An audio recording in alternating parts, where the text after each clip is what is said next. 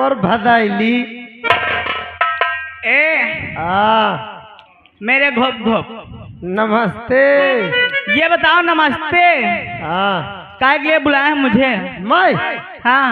अरे के बार बुलाए हो, देखो चक्की से आए हैं। चक्की से? हाँ, चक्की वाले स्कूलवा के भीतरे। कहाँ चक्की वाले? चक्की गांव यार। अच्छा हाँ, वहाँ से आए। बार बार कहते जौन चक्की में खेल खेले रहे वह वाला खेल लगाए हो। उनका बचन का नहीं आता है। देख लो जहाँ तालाब नहाए गए रहो, नसीर चोटुआ डाल नहीं। हाँ सही कह रहे हैं। हम कहें उनके बारे कौनो बेहतरीन सा चीज सुनाओ। अक्का। हाँ।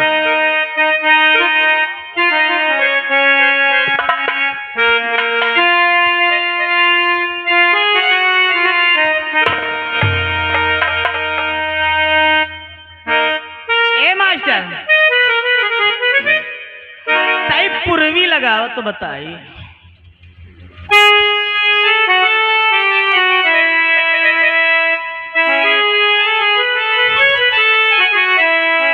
अरे सजही के निकली पिया, सजही के निकली पिया, औले आधी रतिया के पिया जा गवन ना सैया जागवन लागे ना के हमारी पीठ पीठ के मैया, के हमारी पीठ पीठ के मैया, के हमारी पीठ पीठ के मैया,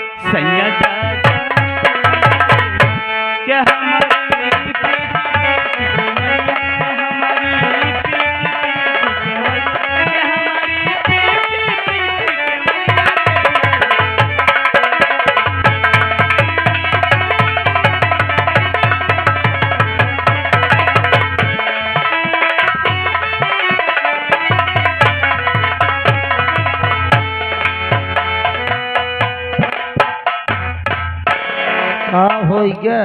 देखा हो मंडी न बनी, रोज का न बनाए रहे हो। एका कोई जनवई नहीं करे थे तो का मंडी बनी, लेकिन ऐसे नहीं। मोहब्बत की तड़प ऐ दिल इधर भी है उधर भी है,